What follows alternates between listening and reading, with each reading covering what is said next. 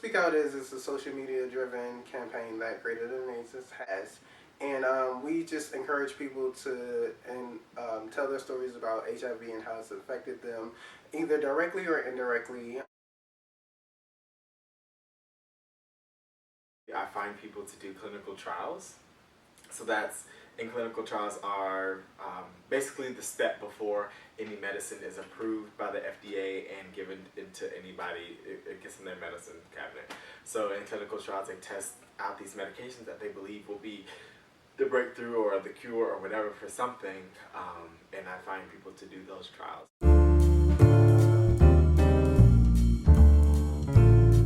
One is to get tested yourself. No one is responsible for your HIV status but you.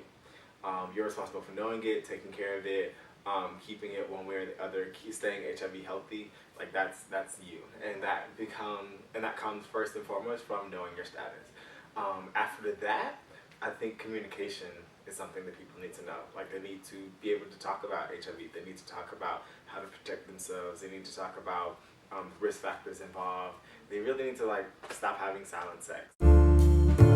HIV and other STDs are impacting sexual minorities such as black women, people of color, gay and bisexual men.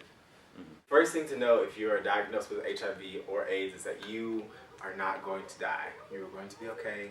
It's going to be okay. The next thing to do would be get linked into care.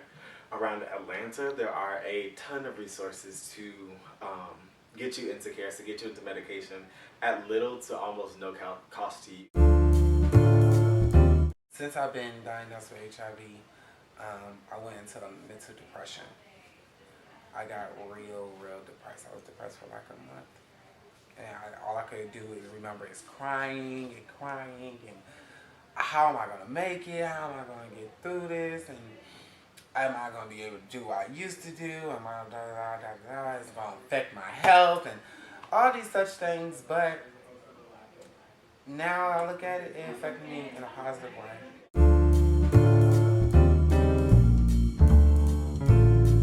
Lower social-economic background impacts someone's access to healthcare, access to HIV testing facilities.